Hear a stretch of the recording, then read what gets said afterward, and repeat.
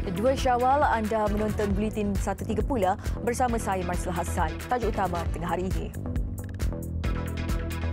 Tiada ziarah Aidilfitri dibenarkan bermula hari ini.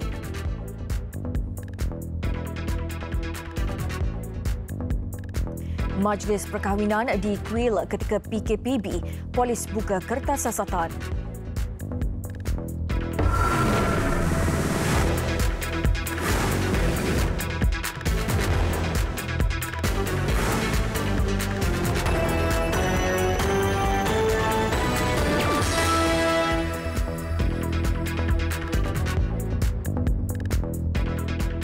Assalamualaikum dan salam sejahtera. Tiada lagi budaya kunjung-mengunjung dan aktiviti menziarah apabila memasuki Hari Raya kedua pada Aidilfitri kali ini. Ia selaras dengan prosedur operasi standard SOP di bawah pelaksanaan Perintah Kawalan Pergerakan Bersyarat PKPB bagi mengekang pandemik COVID-19. Kelonggaran telah diberi kerajaan dengan aktiviti ziarah dan sambutan Aidilfitri hanya disambut pada hari raya pertama sahaja. Selain ianya terhad kepada 20 ahli keluarga terdekat dan mengamalkan jarak sosial dan menjaga kebersihan. Walaupun ada segelintir individu yang degil dan tidak mematuhi SOP dengan cubaan merentas negeri untuk pulang ke kampung. Namun sebilangan besar masyarakat dilihat sudah dapat menyesuaikan diri dengan norma baru sambutan perayaan pada tahun ini. Masjid, surau dan tanah perkuburan yang menjadi tumpuan utama umat Islam pada 1 Syawal dilihat sepi dan lengang susulan perintah larangan yang dilaksanakan di kebanyakan negeri. Perintah larangan ini memberi kelebihan kepada umat Islam di negara ini mengeratkan hubungan silaturahim sesama keluarga, menerusi solat sunat Aidilfitri dan penyampaian khutbah di kediaman masing-masing. Golongan bujang yang tidak dapat pulang ke kampung memanfaatkan kemajuan teknologi dengan menggunakan aplikasi panggilan video untuk berhubung dengan keluarga. Bagaimanapun, ketika penularan COVID-19, aktiviti ziarah tidak digalakkan kerana golongan tertentu seperti warga emas, pesakit kronik dan kanak-kanak berdepan risiko. Pantai Miami di seberang takir Kuala Terengganu yang dibanjiri pengunjung di sebalik Perintah Kawalan Pergerakan Bersyarat PKPB hari ini digempur polis dan agensi penguatkuasa yang lain selepas video mengenainya tular semalam. Untuk perincian penguatkuasaan PKPB di kawasan tumpuan pelancong itu, kita terus ke lokasi bersama wartawan Muhammad Ishak Abdilanga. Terima kasih Marsila. Ya, tinjauan saya hari ini tidaklah seteruk semalam apabila melihat orang ramai ingkar peraturan ataupun perintah kawalan pergerakan PKB bersyarat. Ya, dan hari ini saya berada di Pantai Miami di bawah terik matahari yang sangat panas untuk meninjau sekali lagi bagaimana keadaan, adakah orang ramai masih lagi ingkar datang ke pantai ini dan pusat-pusat rekreasi yang lain untuk mengambil gambar kenangan sempena Aidilfitri. Dan pemerhatian saya sebentar tadi ada juga sebilangan warga asing daripada Arab Saudi yang menetap di Terengganu ini menggunakan pas UNCHR melepak di kawasan pantai ini untuk mengambil gambar dan sebagainya. Dan ketika itu unit roda bermotosikal, pihak bomber dan juga rela turut mengarahkan mereka supaya beredar daripada kawasan ini. Dan keadaan dan situasi di pantai ini hari ini cukup lengang dengan kawalan ketat oleh pihak berkuasa. Dan bercakap mengenai kawalan ketat yang dilakukan oleh pihak berkuasa, bersama saya pada hari ini iaitu Pengarah Pertahanan Awam Negeri Terengganu, Lieutenant Kolonel Pertahanan Awam Cik Adam Rahman. Cik Adam Rahman, terima kasih kerana sudi bersiaran bersama dengan Buletin 1.30. Jadi Tuan boleh kongsikan dengan penonton Buletin 1.30 apakah yang dilakukan oleh pihak berkuasa sejak tularnya berita mereka berkumpul beramai di sini sejak semalam? Ya, terima kasih Syah dan juga penonton setia Buletin 1.30. Kalau kita ikutkan macam Syah maklumkan tadi, pada waktu semalam lah, petang semalam adalah waktu puncak yang mana terlalu ramai masyarakat yang datang ke sini untuk bersiar dan mengambil gambar di kawasan di sini. Sebenarnya kita harus mengikuti arahan yang telah dikeluarkan oleh pihak berkuasa, iaitu tidak dibenarkan untuk berkumpul sekali-kalinya sebab dimaklumkan seramai lebih kurang 200 ke 300 orang semalam di sepanjang pantai ini, dan bukan sahaja di sini, di beberapa pantai yang lain, di daerah Dungun pun ada, di pantai Tok Jembal. Jadi pihak berkuasa terdiri daripada pihak PDRM, Rela dan juga pihak kami APM sentiasa menjalankan rondaan dari masa ke semasa untuk memastikan tidak ada masyarakat ataupun pengunjung berkumpul dalam satu-satu masa tertentu.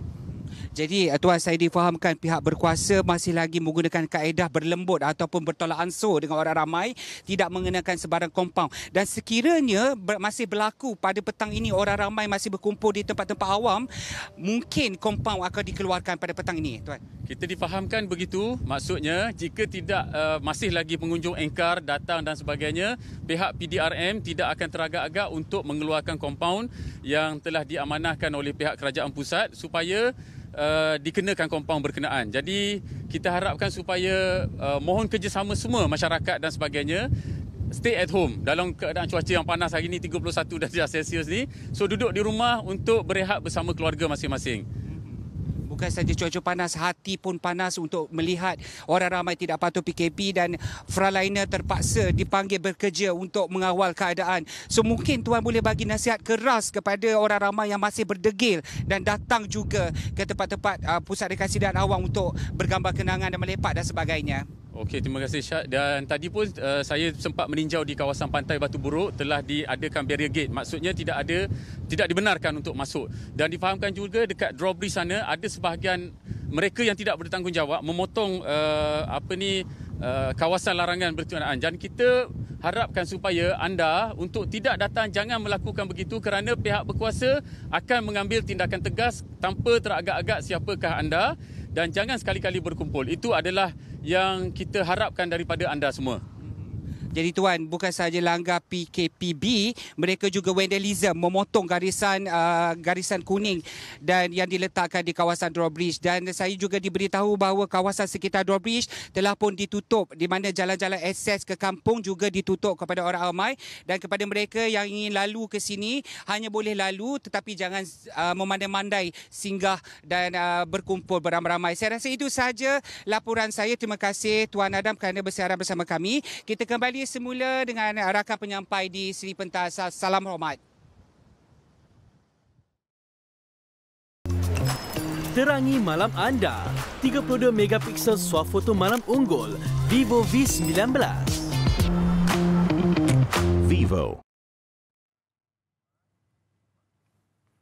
Polis telah membuka kertas siasatan berhubung penularan satu rakaman video yang didakwa menunjukkan sekumpulan individu berhimpun di sebuah kuil untuk upacara perkahwinan di Seri Kembangan, Serdang, Selangor semalam. Ketua Polis Daerah Serdang, Asisten Komisioner Ismadi Borhan yang dihubungi TV3 berkata pihaknya juga telah merakam keterangan beberapa individu bagi membantu siasatan. Ada satu pihak telah melaporkan laporan polis malam tadi, dan kita telah buka kertas siasatan, dan kita minta semua pihak yang dipercayai terlibat untuk tampil membantu siasatan lanjut atas pelanggaran PKPB di kuil tersebut. Pada awalnya memang tak ada pihak pengurusan pun menafikan dan ada beberapa pihak juga menafikan. Tetapi kita percaya kita akan dapat kesan dan kenal pasti mana-mana pihak yang membuat pelanggaran dalam PKPB ini.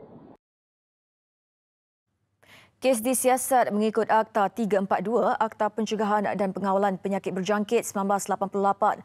Sebelum ini, penjaga kuil yang disoal siasat mendakwa upacara berkenaan bukan berlangsung semalam dan tiada upacara atau perkahwinan diadakan sepanjang Perintah Kawalan Pergerakan Bersyarat dilaksanakan. Sebuah portal berita sebelum ini melaporkan hampir 100 penganut agama Hindu didakwa berhimpun di kuil terbabit dipercayai bagi upacara perkahwinan. Satu rakaman video turut dimuat naik dalam laporan portal berita berkenaan.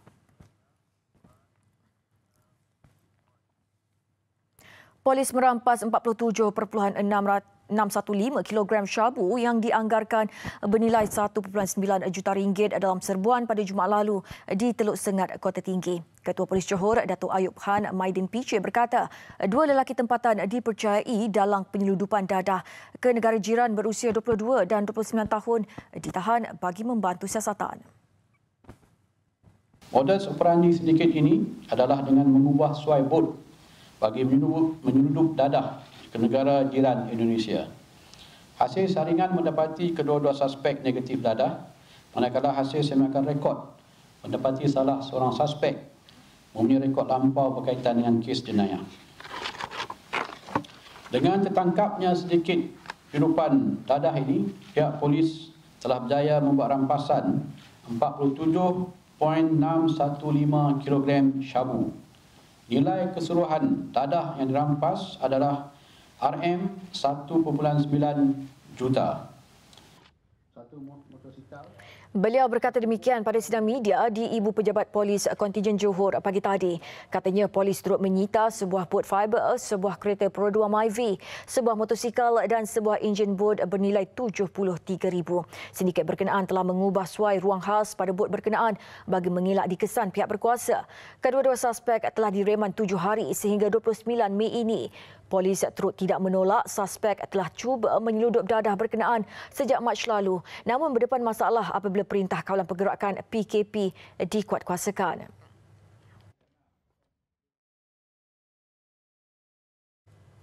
Seorang anggota polis cedera akibat dilanggar seorang remaja yang cuba melarikan diri kerana berhimpun menyaksikan lumba haram di Jalan Kuala Perlis, Changlun malam tadi. Remaja berusia 18 tahun itu adalah antara 45 individu berusia 16 hingga 21 tahun yang ditahan polis dalam satu operasi khas bermula jam 7 malam selepas didapati berhimpun selain menunggang motosikal secara melulu dan berbahaya. Pemangku Ketua Jabatan Siasatan dan Penguatkuasaan Trafik Perlis, Assistant Superintendent Muhammad Rizal Imran, berkata remaja berkenaan yang terkejut dengan kepungan polis bergegas menghidupkan enjin motosikal dan melanggar anggota polis walaupun sudah diberi amaran. Kejadian berlaku berhampiran Balai Bomba dan Penyelamat Kuala Perlis. Remaja itu menjadi penonton di bahu jalan bersama rakan pembonceng memberikan alasan terlepas brek sehingga melanggar anggota polis. Namun alasan itu tidak munasabah kerana ramai orang awam dan anggota polis menyaksikan kejadian itu. ASP Muhammad Rizal berkata, anggota polis yang cedera di dahi dan perut dibawa ke Hospital Tuanku Fauziah. Dalam operasi itu yang tamat jam 11.30 malam tadi, 71 saman dikeluarkan atas pelbagai kesalahan selain 3 motosikal disita kerana didapati digunakan untuk berlumba. 2 buah kenderaan, sebuah van dan Pro 2 Myvi terbakar di Jalan Taman Seri Puteri, Meru Klang, Selangor pagi tadi. Pengarah Jabatan Bomba dan Penyelamat Malaysia Selangor, Nur Azam Khamis berkata pihaknya menerima panggilan kira-kira jam 5.02 pagi. Siasatan awal mendapati sebuah kenderaan Toyota Hiace telah 100% terbakar, sementara sebuah Pro 2 Myvi pula hanya terbakar di bahagian belakang. Api yang marak turut mengenai sebuah pondok berdekatan. Tiada sebarang kemalangan jiwa direkodkan. Motif kejadian serta nilai kerugian masih dalam siasatan. Kebakaran berjaya dikawal sepenuhnya kira-kira pukul 6.30 pagi.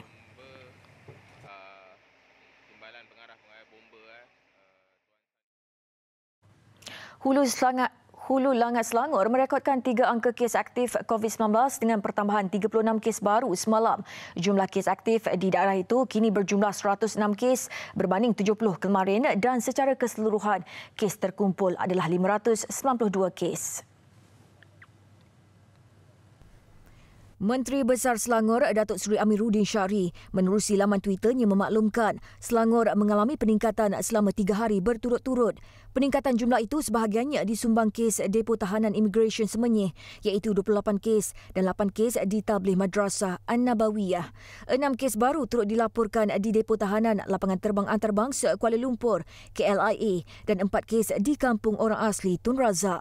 Sementara itu berdasarkan maklumat yang dikongsi laman Twitter, pasukan petugas Tugas Pencegahan COVID-19 Selangor STFC. Pertambahan kes baru itu menjadikan kes terkumpul jangkitan COVID-19 di Selangor kini berjumlah 1,776 kes. 7 daerah masih kekal berada di zon kuning ialah Petaling Jaya yang merekodkan kes tertinggi iaitu 26 kes, Gombak 21 kes, Sepang 11 kes, Kuala Selangor 9 kes, Hulu Selangor 15 kes, Kelang 4 kes dan Sabak Bernam 3 kes, manakala Kuala Langat pula kekal di zon hijau.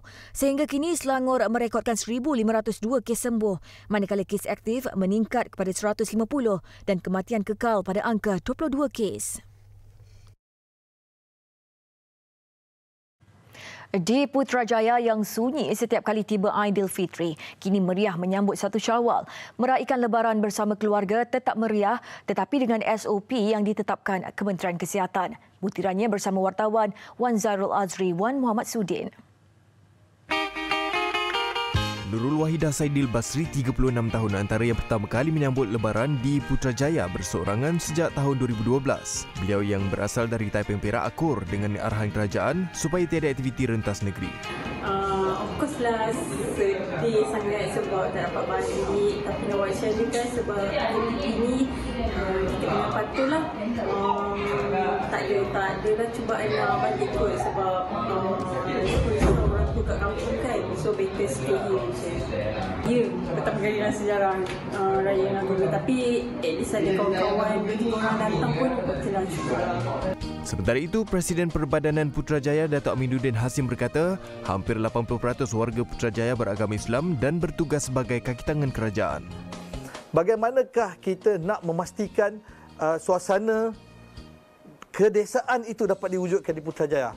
Kalau perasan, tahun ini di setiap lampu utama di Jalan Protokol, di Boulevard Putrajaya dan di kawasan-kawasan komuniti pun sudah ada lampu raya. Kita letakkan, dah terang. Itu merupakan persiapan kita ataupun apa yang kita nak bantu mereka mengimbau kembali saat-saat kedesaan tadi. Dan memandangkan PKPB masih berkuat kuasa, semangat dan tradisi raya masih diteruskan namun terus mematuhi SOP ketat yang dikeluarkan kerajaan. Ikuti arahan kerajaan jangan rentas negeri. Maka berayalah warga perantau di lubuk cari rezeki. Biarpun jauh di mata, namun doa dan rasa rindu pada keluarga dekat di hati. Raya tetap raya, apapun lebaran ini perlu patuh SOP. Laporan Wan Zairul Azri, Wan Muhammad Sudin, Miri, Sarawak. Silap, tengah penghalaman. Laporan Wan Zairul Azri, Wan Muhammad Sudin, Putrajaya. Selamat Hari Raya Aidilfitri. Maaf zahir dan batin.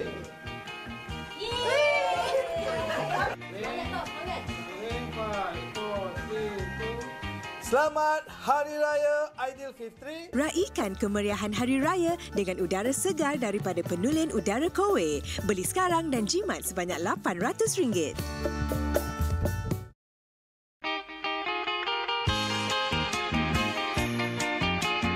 Hai, Assalamualaikum. Saya Tunku Abdul Rakib dan isteri saya Nur Nazrina. Kami pelajar di University of Edinburgh, United Kingdom ingin menyampaikan ucapan Selamat Hari Raya Aidilfitri, maaf zahir dan batin kepada ahli keluarga kami dan seluruh rakyat Malaysia. Kami ingin mengucapkan Selamat Hari Raya maaf zahir dan batin kepada semua umat Islam di Malaysia dari kami perantauan di Singapura. Kami, pelajar Universiti Muqtah Jordan, ingin mengucapkan Selamat Hari Raya Aidilfitri, maaf zahir dan batin. #Khalikum bil Bait.